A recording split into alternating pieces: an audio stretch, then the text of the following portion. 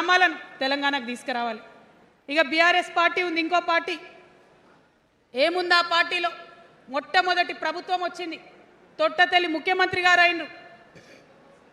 మంచి సాలు తీయాల్సి ఉండే, అది సామాజిక న్యాయానికి కావచ్చు, ఒక ప్రణాళిక కావచ్చు.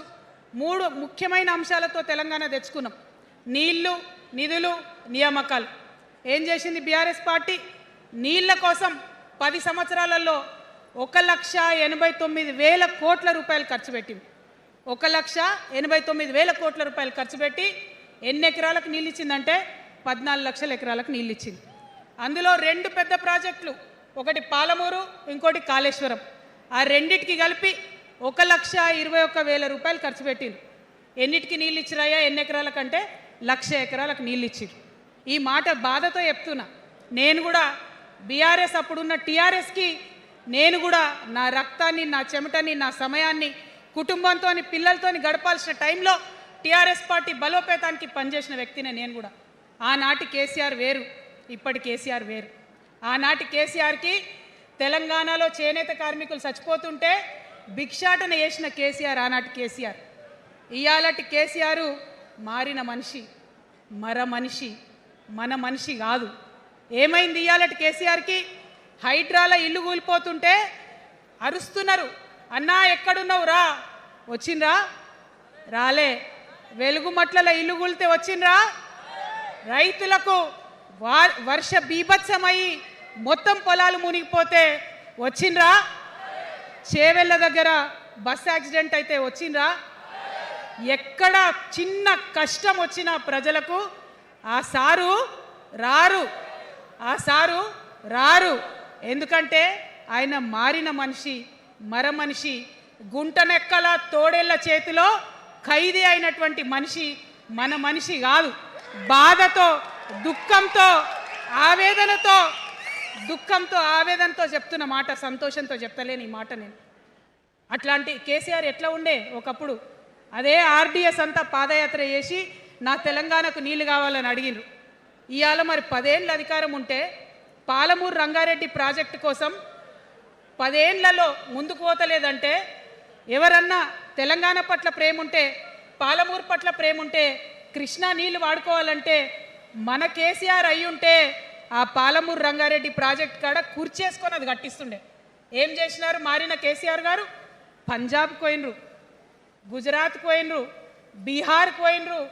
మేము మొత్తం రాష్ట్రంలో పీక్ కట్టలు కట్టాం, నేషనల్ పార్టీ పెడతామని పోయినరు తప్పితే తెలంగాణ ప్రజలను పట్టించుకోలేదు.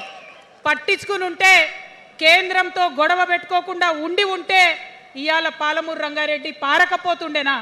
నేను అడుగుతా ఉన్నా స్ట్రేట్గా. ఇన్ని రోజులు నేను ఎన్ని మాటలు మాట్లాడినా బీఆర్ఎస్ పార్టీ నాయకులు ఒక్కరు కూడా బయటకు వస్తలేరు, సమాధానం చెప్తలేరు. దీనికి మీరు సమాధానం చెప్పకపోతే ప్రజలే మిమ్మల్ని బయటకు లాగి సమాధానం చెప్పేటట్టు చేస్తారని కూడా ఈ సందర్భంగా నేను తెలియజేస్తా ఉన్నా. ఒకటే మాట అడుగుతున్నా, మన కేసీఆర్ అయి ఉంటే ఆనాడు తెలంగాణ బిడ్డలు కష్టపడితే బయటకు వచ్చి నా బిడ్డలకు ఇబ్బంది అవుతుందని కొట్లాడిన వ్యక్తి, సింగరేణి గనిలో ఒక కార్మికుడు చనిపోతే అక్కడి దాకా పోయి చూసి వచ్చినటువంటి వ్యక్తి. మరి తెలంగాణ వచ్చినాక ఏమైందా ప్రేమ? అధికారం ముందు మమకారం తగ్గిపోయిందా? ఏం జరిగిందని నేను అడుగుతా ఉన్నా. ఎందుకు ఈ మాట చెప్తా ఉన్నా అంటే, ప్రేమ నాకు కూడా ఉంది. నాకు తండ్రి కావచ్చు, అది వేరే విషయం. కానీ ఒక రాజకీయ నాయకుడిగా వారు ఈ మధ్య రాజకీయ పరిణితి కోల్పోయి మాట్లాడుతూ ఉన్నారు. కేటీఆర్ గారు మాట్లాడిందంటే ఓకే అనుకోవచ్చు, ఆయనకు పెద్దగా తెలియదు పాపం. కానీ కేసీఆర్ గారు అనే మాట ఏంటంటే, ప్రజలు తప్పు చేసిండ్రు. ఓకే, ఒక సెకండ్ నేను ఒప్పుకొని దాన్ని, ఒక సెకండ్ అనుకుందాం. ప్రజలు తప్పు చేస్తే నేను ఒక తల్లిగా అడుగుతున్నా. నేను నా కొడుకో మాట చెప్తా, వాడు వినలేదనుకో, కింద పడ్డాడు అనుకో, ఇడిచిపెడతానా? దగ్గర తీసుకొని మంది అనా? ఓకే, ప్రజలు తప్పు చేసిర్రు అనుకోండి, మీకు అధికారం ఇవ్వలేదు అనుకోండి, ఒక కర్కోటకుడి పాలన నడుస్తుంది అలా తెలంగాణలో. ఇబ్బంది పడుతున్నారు ప్రజలు, గోసపడుతున్నారు, ఏడుస్తున్నారు.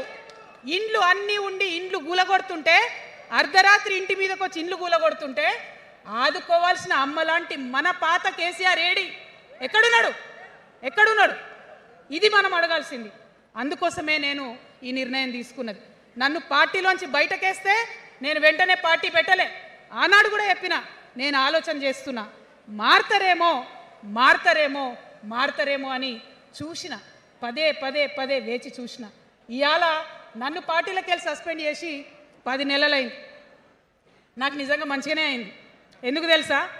ఆనాడు ఉద్యమకారులను ఇబ్బంది పెడుతుంటే నేను ఇంకా గట్టిగా మాట్లాడాల్సింది, మాట్లాడలేదు. ఆనాడు మీకు జరిగింది, ఇవాళ నాకు జరిగింది.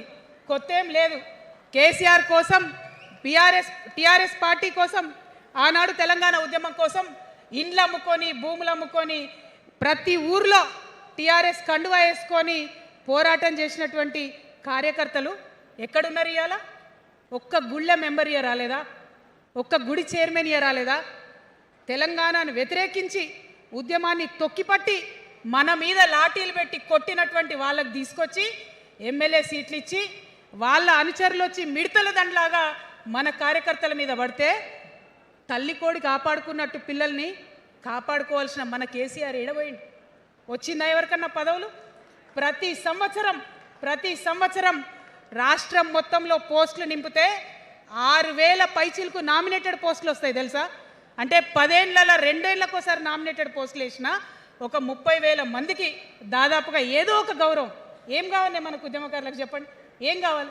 కండువా వేసుకొని పిచ్చోళ్ళ లెక్క తిరిగినందుకు, మన ఇంటోళ్ళని ఇడిచిపెట్టి తిరిగినందుకు ఇంత మర్యాద కావాలి. మా సార్ నన్ను గుర్తుపట్టిండా, మా పార్టీ నన్ను గుర్తుపట్టింది, నాకేదో చిన్న పదవి ఇచ్చిరని చెప్పుకుంటే ఒక మర్యాద ఉంటుంది. వచ్చిందా మనకు ఆ మర్యాద? ఎక్కడన్నా వచ్చిందా? ఆనాడు అవహేళన చేసిర్రు, పార్టీలకు వచ్చి మళ్ళీ అవహేళన చేసిండ్రు. అంటే ఎప్పుడైతే అధికారం వచ్చిందో అప్పుడు అమ్మతనం పోయింది, ఎప్పుడైతే అధికారం వచ్చిందో అప్పుడు మమకారం పోయింది. అందుకే అంటున్నా, ఆయన మన కేసీఆర్ కాదు, మారిన కేసీఆర్, మరబొమ్మ లాంటి కేసీఆర్. కాబట్టే ఇవాళ నేను నిలబడి యుద్ధం చేస్తా ఉన్నా. ఈ గడ్డకు ఈ తెలంగాణ రాష్ట్రానికి ప్రాణాలు అడ్డం పెట్టుకొని మన ప్రజలను కాపాడాల్సినటువంటి వ్యక్తులు కావాలి, అటువంటి సైన్యం కావాలి. సైన్యం అయిదామా? సిద్ధంగా ఉన్నారా? ఎట్లయితే ఉద్యమం అప్పుడు కడుపు కట్టుకొని కాలు కట్టుకొని పనిచేసినామో ఇప్పుడు అట్లా పనిచేయాల్సినటువంటి అవసరం ఉన్నది. ఇవాళ ఒక్క పాలమూరు రంగారెడ్డి కాదు, కాళేశ్వరంలో జరిగినటువంటి అవినీతి. ఒక మాట ఆలోచించాలి. మన కేసీఆర్ అయితే ఏమన్నాడు అప్పుడు ఉద్యమంలో? నా బిడ్డ కానీ నా కొడుకు కానీ తప్పు చేస్తే తీసి పారేస్తా పార్టీలకు వెళ్ళన్నారు. ఇవాళ నేనేం చేసిందే మీకు తెలియదా? నేనేం చేసిన? కాళేశ్వరంలో అవినీతి జరిగిందన్నమాట చెప్పిన. అంటే అవినీతి జరిగిందని చెప్పిన నన్ను బయటేసి అవినీతి చేసిన పందికొక్కుల్ని పక్కన కూర్చోబెట్టుకున్నారు చూడు. అది మన కేసీఆర్ కాదు. ఆత్మలేని మరబొమ్మ ఇప్పుడున్న కేసీఆర్. మన కేసీఆర్ కాదు. మన కేసీఆర్ అయితే కళ్ళెత్తి చూసే ధైర్యం ఉండకుంటుండే, కాళ్ళు మొక్కేటటువంటి తత్వం ఉంటుండే. ఇవాళ అది మన కేసీఆర్ కాదు. కాబట్టే ఎదురుగా నిలబడి కొట్లాడుతా. నాతో కలిసి వస్తారా? సిద్ధమేనా? ఇవాళ బీఆర్ఎస్ పార్టీ చేస్తున్నటువంటి అనేక తప్పులు, అనేక అంశాలు ఉన్నాయి. ఒకటి కాదు, రెండు కాదు. ఇది ప్రారంభం మాత్రమే. మొదలు పెట్టినాం, జస్ట్ ఇల్లలికినాం. In front there is crocodiles festival. తర్వాత చాలా చెప్పేది ఉంది, అప్పుడు చెప్దాం. ఇప్పుడు ఏం జరుగుతుంది ఈ రాష్ట్రంలో? ఒక కర్కోటకుడు ఆయన పరిపాలన జరుగుతుంది. బాధ అనిపిస్తుంది. ఒక పొలిటికల్